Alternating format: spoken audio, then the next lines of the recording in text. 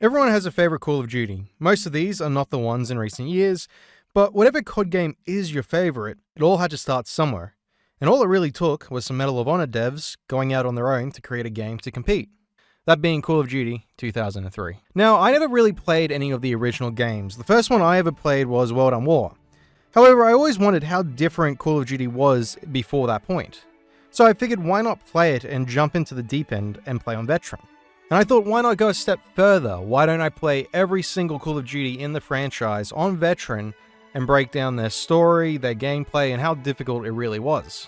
I plan to rank them on Veteran, story, and enjoyment, and how insane the campaign is. And who knows, I might add things as time goes on, so let me know what you think I should add to the list. So if you enjoyed this, I'll speed up the process and get these out more often. Sound good? Sweet. Oh, I also should make it clear, I'm not an actual war veteran when I mean a veteran analysis or breakdown. I'm talking about the difficulty in the game, just to make that clear so there's no miscommunication. Infinity Ward was formed in 2002 by a small group of developers, many of whom had previously worked on Medal of Honor Allied Assault, one of the most influential World War II shooters at the time. This connection helped set the stage for Call of Duty to stand out as a worthy successor.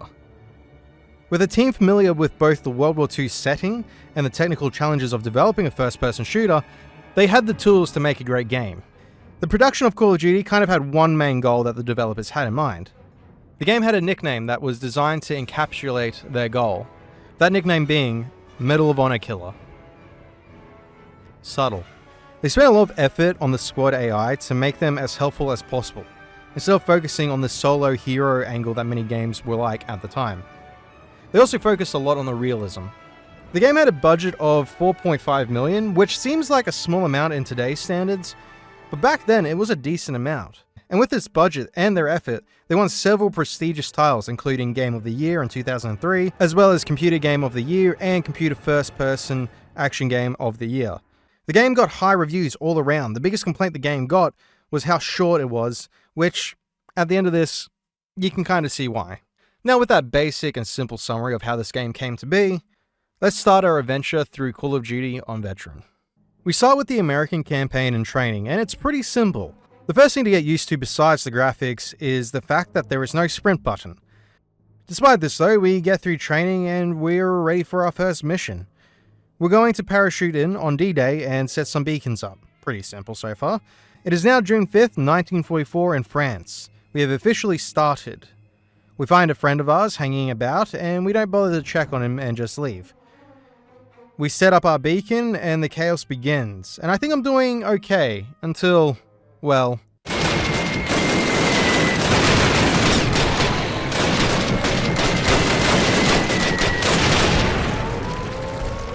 As a side note, the gunfire in this game is deafening. It is the first time I've ever had to turn down my headset because my ears were hurting.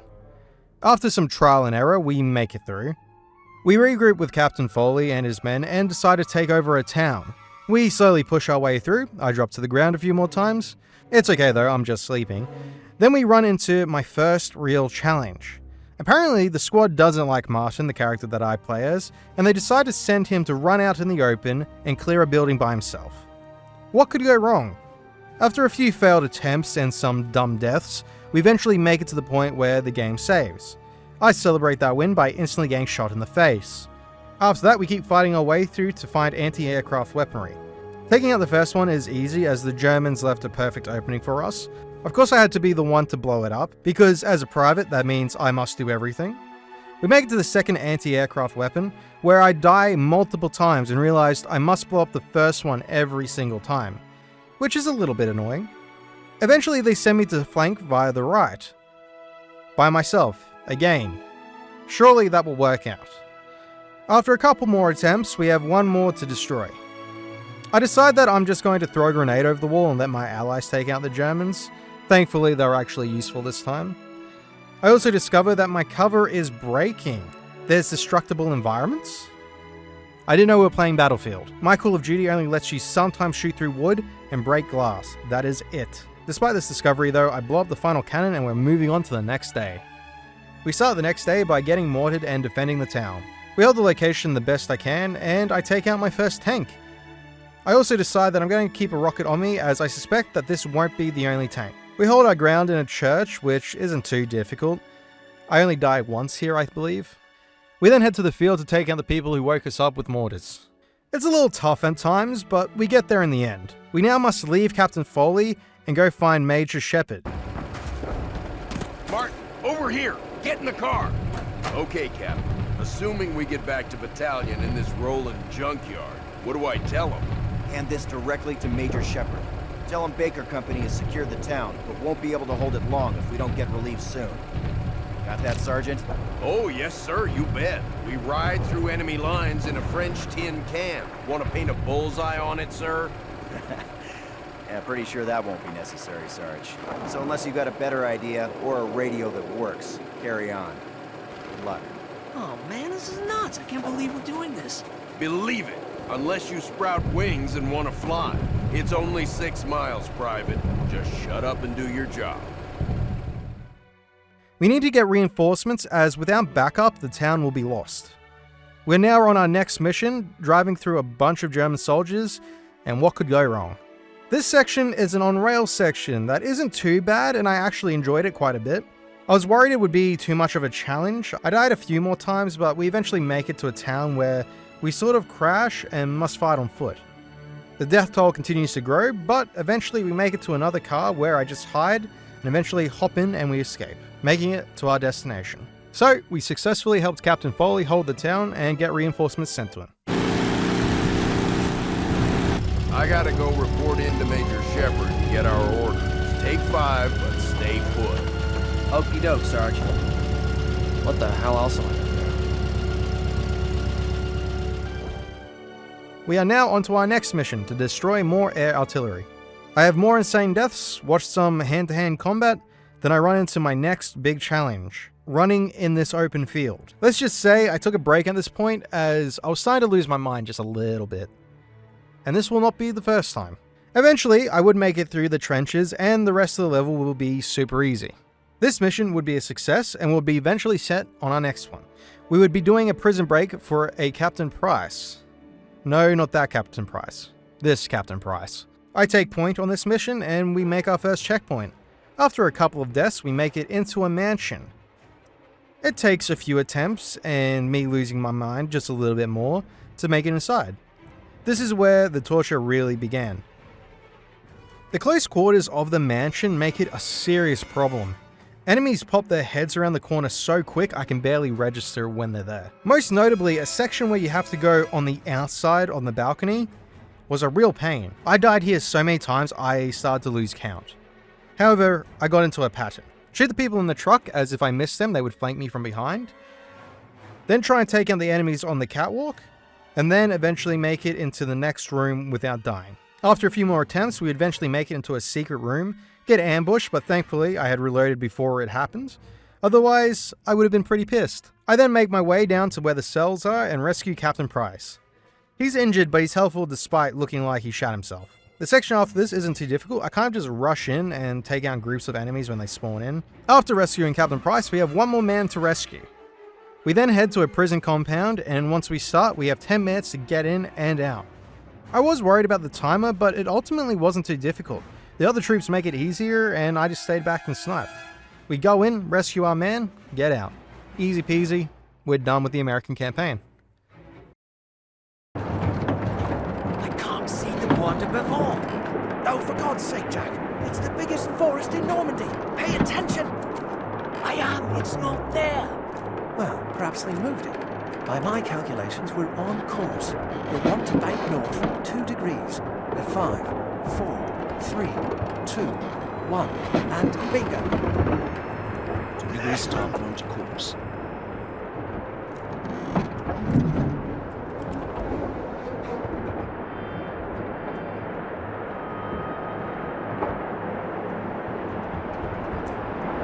All right, everyone, brace for launching. Stream.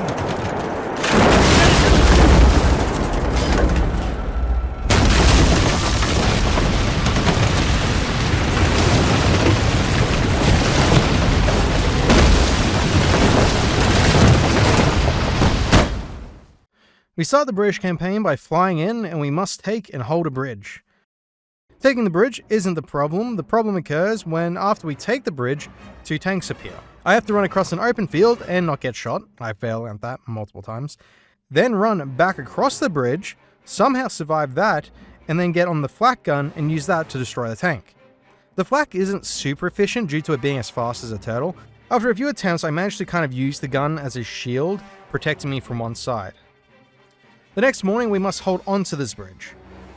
I tried multiple strategies, but eventually I decided that staying back and using the high ground from the bridge to give cover fire was the best way to go. This also works as there is a spawn for enemies behind that I can actually take out in one go. This is as much luck as I would have at this point. From here on, I would have endless waves with endless deaths. I'm starting to lose my mind again, just a little, but I can use my allies for support, so this helps a lot. After 40 minutes of trial and error, I eventually make it to the end, with some hair still in my head. Now, there's one thing I haven't mentioned yet. See, in Call of Duty, back in 2003 that is, you would have a health system. You see that little bar there? Yeah, well that was your health. And in normal campaigns, you could pick up medkits and other things to regain your health. But in Veteran, you don't get that option. Every piece of damage you get, you gotta keep that through the rest of the mission, or die. This also affects your checkpoints, as it doesn't necessarily save if your health is too low. This is what makes it so challenging. I don't get to gain my health back. Once I'm injured, I stay injured. I can't hide in a corner and regain health. There's just no option for that.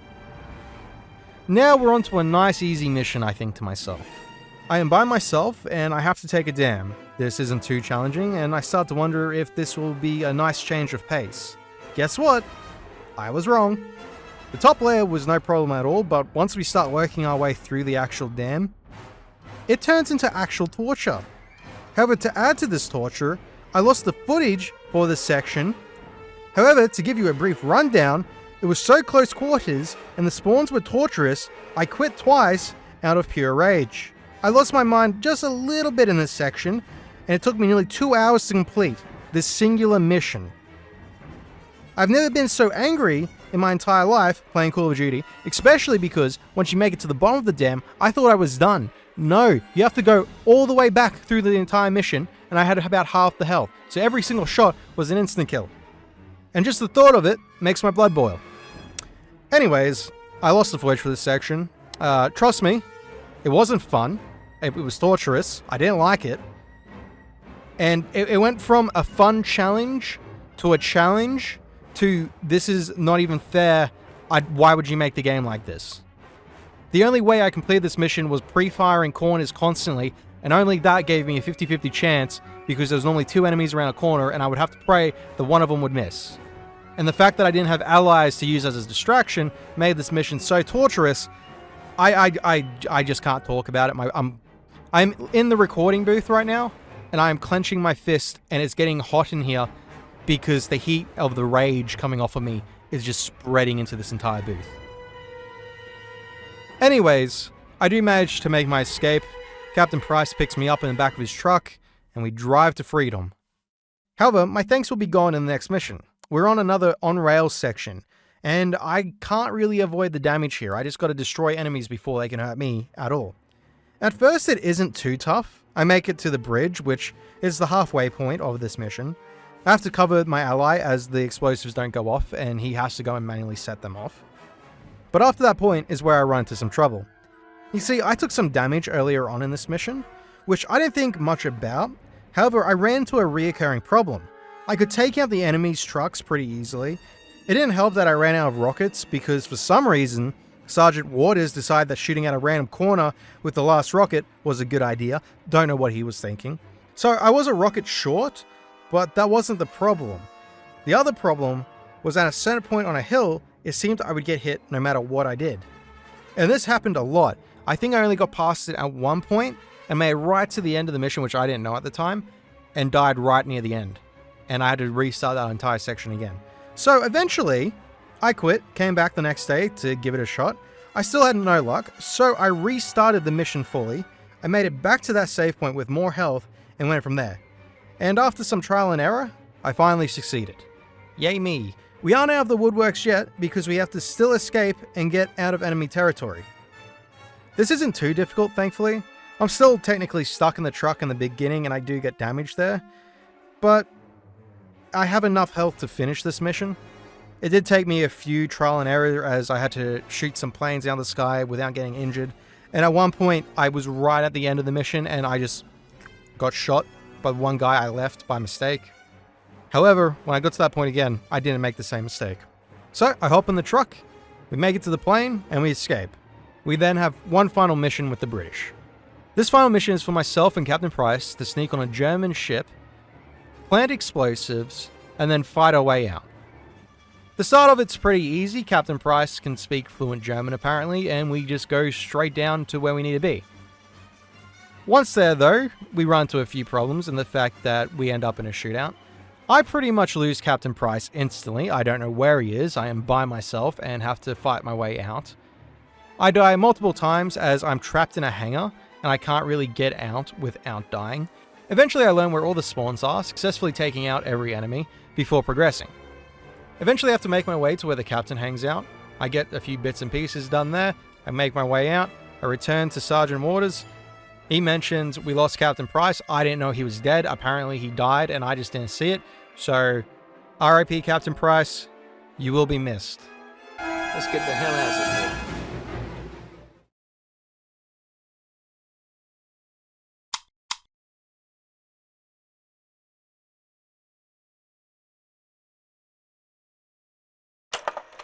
Comrades of the Soviet Union, almost 1 year has passed since the German invaders set foot upon the soil of our motherland.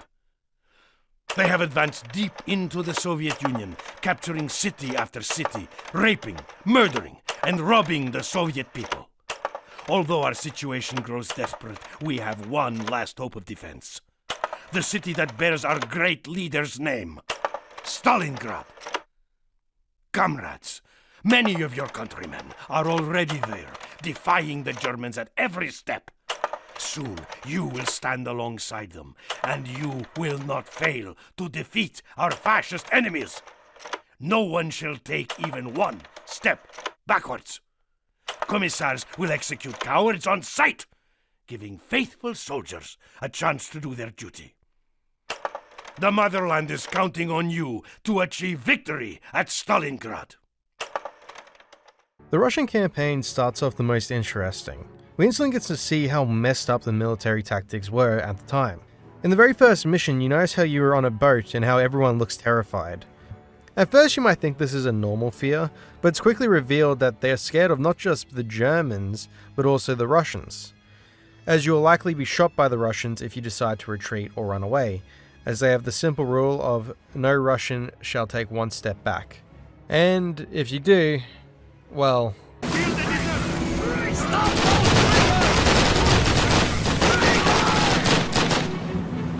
We eventually make it across the river and we get blown up.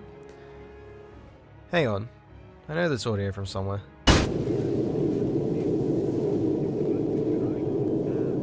Huh, I guess that audio has been around since the very first game. Anyways, I enter the line to get a weapon.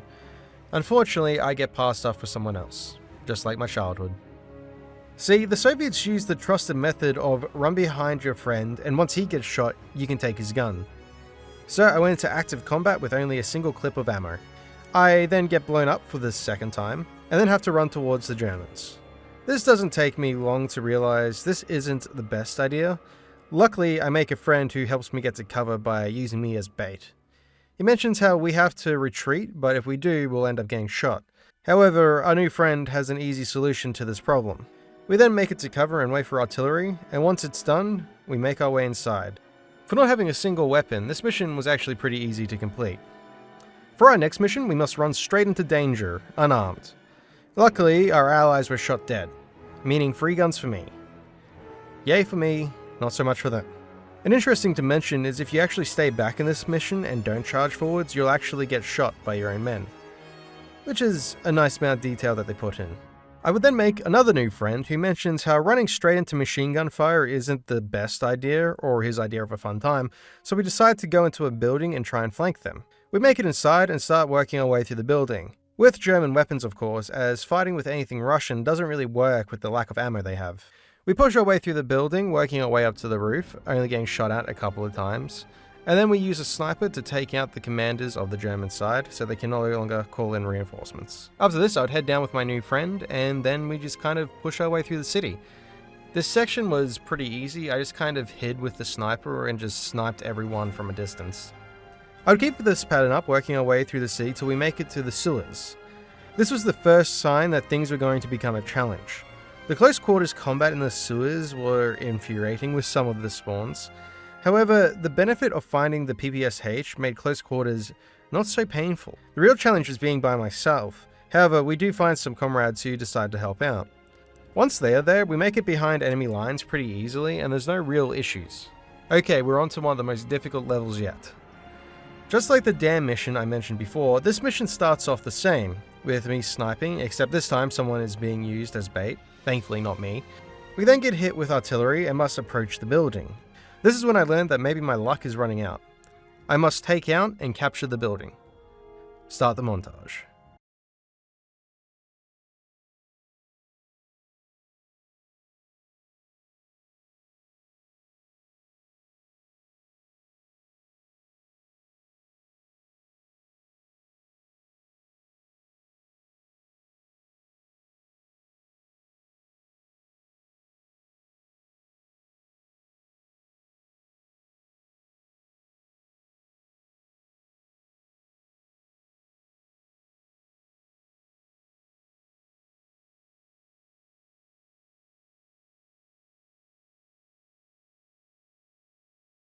Pain I felt, and this was just capturing the building. The reason this was so hard is due to the fact that they have aimbot and couldn't shoot me through the roof. Honestly, I eventually figured out a route, but it still sucked. Now the real challenge begins. I must hold this building with my squad. And, well...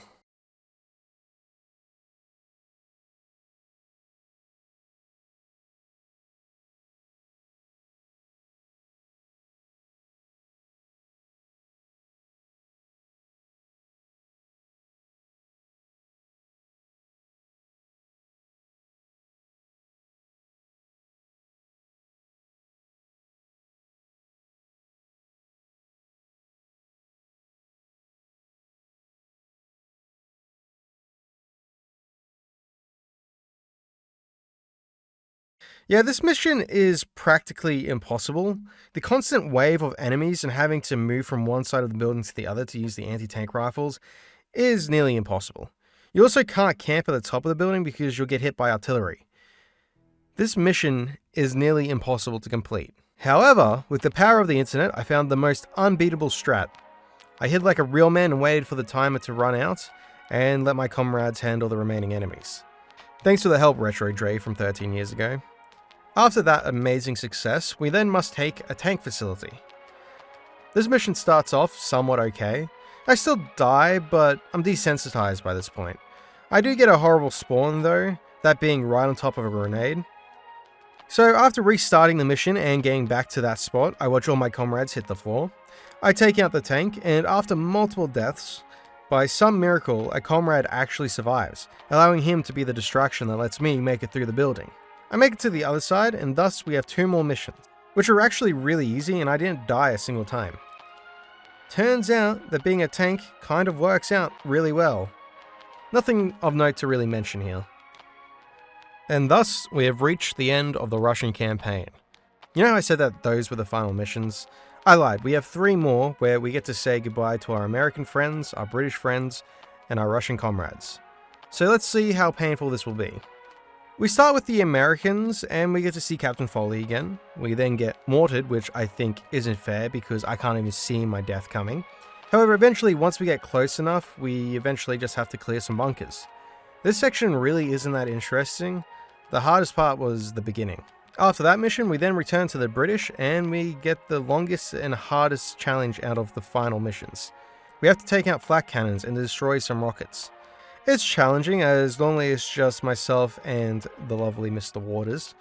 I die regularly at the bunkers, but after 30 minutes we're good to go. Although I do die at the end at one point, because Waters thought he took out a German and just left him right there, which just led to me getting shot the moment I tried to pop around the corner and get him. Finally, to wrap everything up, we have the final mission with the Russians. we have to take the Reichstag. This level really had no challenge to it. I think I died maybe about 3 times. I only struggled a tiny bit. We then end with this outro. Mother, a few days ago, we waved the flag of the motherland over the top of the Reichstag in Berlin.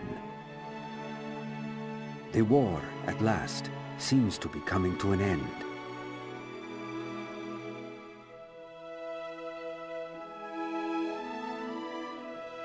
There is very little fighting left in the enemy. Soon I will be returning to our home. There are German prisoners of war everywhere. Today, I crossed the Elbe River in Germany and shook hands with an American soldier. Although I could not understand anything he said, I felt this man was my brother, and I think he felt the same.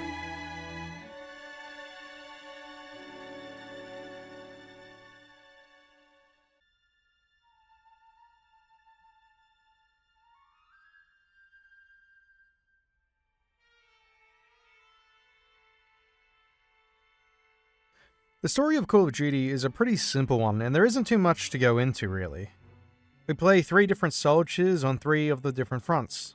The characters we play as aren't really that interesting, and they are voiceless. This will be a reoccurring problem in the series for a bit. However, we do get to learn a bit about the American trooper through his journal entries. But in reality, there isn't too much detail because this game was released in 2003, and it's only a few gigs in size.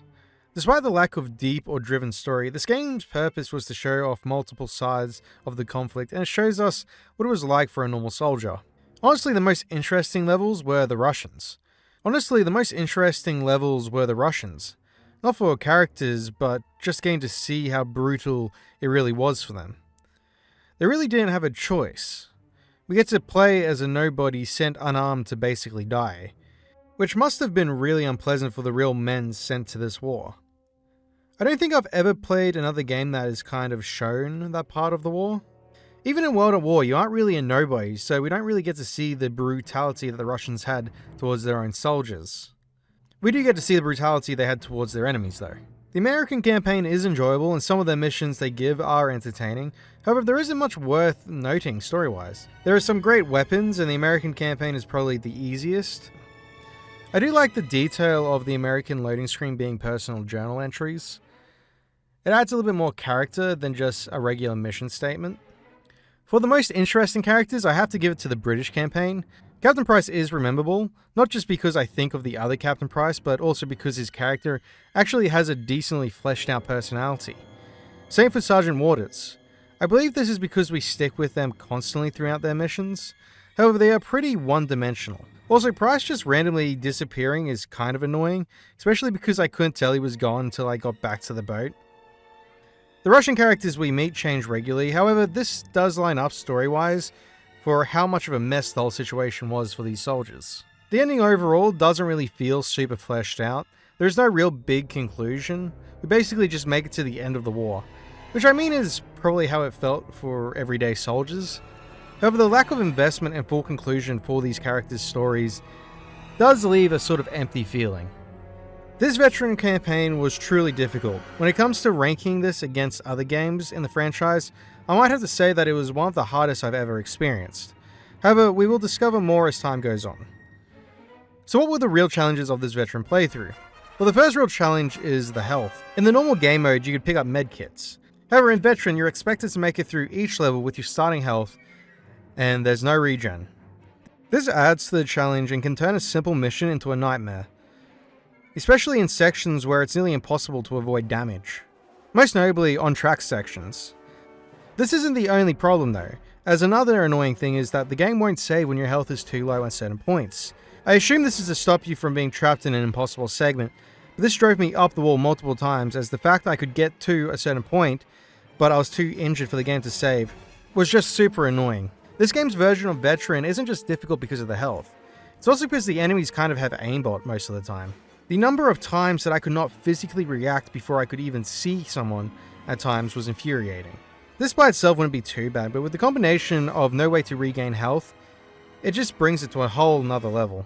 However, there are things that did make it easier to complete this campaign. The first of which is the fact that being an older game, the spawn patterns are pretty easy to recognize. It was the most common strategy I used. It allowed me to just pre-fire corners and I just had to keep track of how many spawns there were. That was also another perk. In most cases, there was a max amount of enemies who would spawn. I also learnt that I had a few seconds to react in open fields when it came to enemies with machine guns, as their aim wasn't the best. The riflemen were the real threat. This usually meant that in an open environment I would target the person with the rifle instead of the machine gun.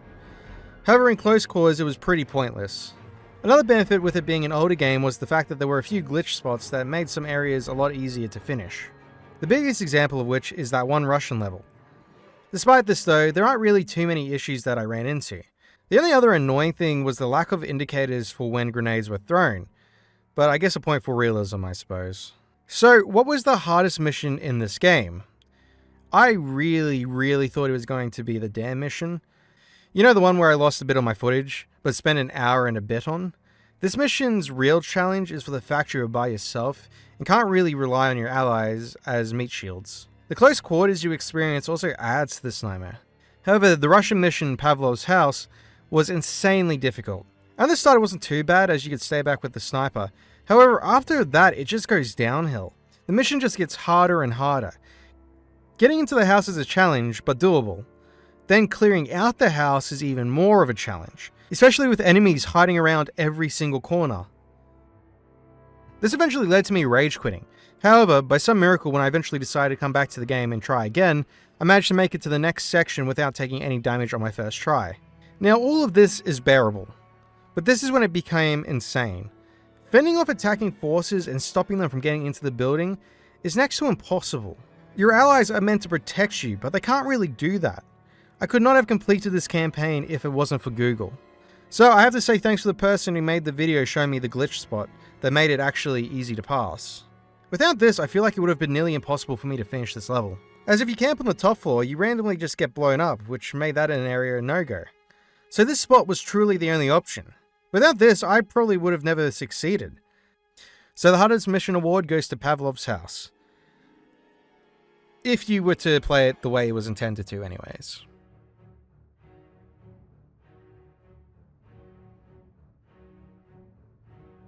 Well, there is no ranking today as this is the first in the series.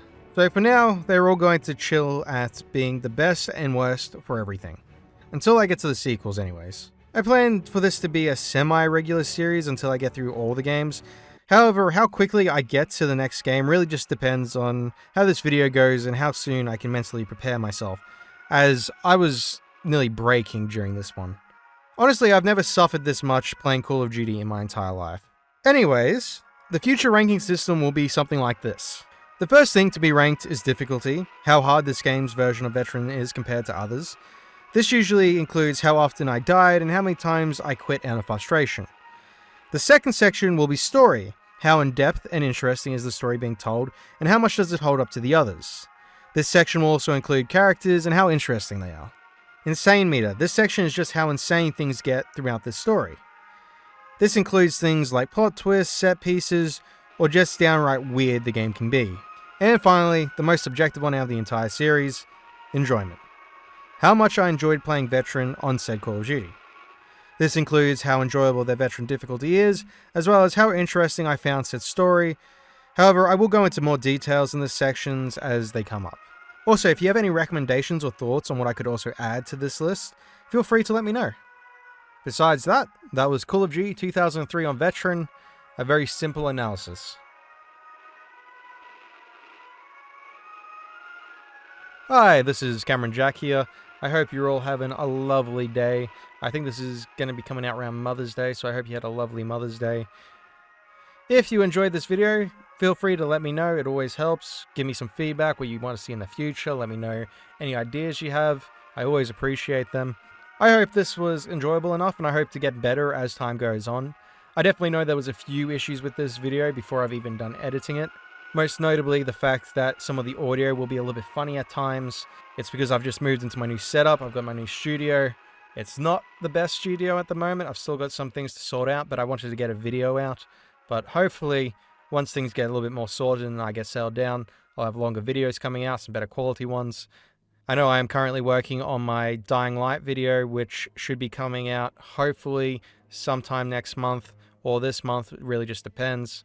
As well as an Assassin's Creed Shadow Platinum breakdown, so subscribe if you want to see that. Anyways, I hope you enjoyed. I put a lot of effort into these videos. It takes me a long time to write the scripts, edit. I do it all myself, and it's a lot of work, especially as this isn't my main form of income or anything like that. It's just something I like to do on the side, so I appreciate any support. Besides that, stay safe, live life to the fullest, and peace.